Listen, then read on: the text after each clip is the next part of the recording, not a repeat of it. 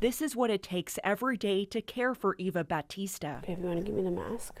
Parents Jessica and Ricardo use a suction mask to keep saliva from building up. I know. At 4 months, Eva is too weak to eat or breathe through the night on her own. It's crippling. Your muscles deteriorate. Eva has spinal muscular atrophy, a rare, potentially deadly genetic disease. Her parents say Eva's best hope is a one-time gene therapy injection. It's considered the world's most expensive drug, costing $2.8 million, so far only approved in the U.S. To say that your therapy has the potential to be curative is huge.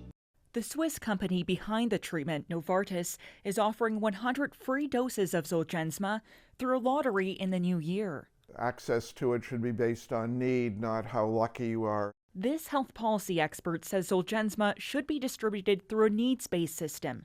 As for the cost, this is an example of drug companies exploiting people's desperation. The Batistas want a shot at that lottery, but they have to prove Eva's current treatment is ineffective. And the fact that we can't get access to it until she's basically on her last breaths, like that's not fair. That's not fair. The family can try to get special access through Health Canada, but they face similar hurdles. I would hope that the health minister would intervene.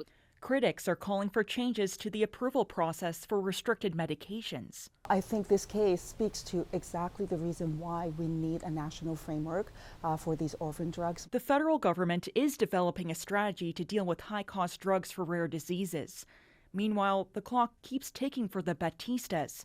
The potentially life-saving drug needs to be given to Eva before she turns 2. You smell like formula.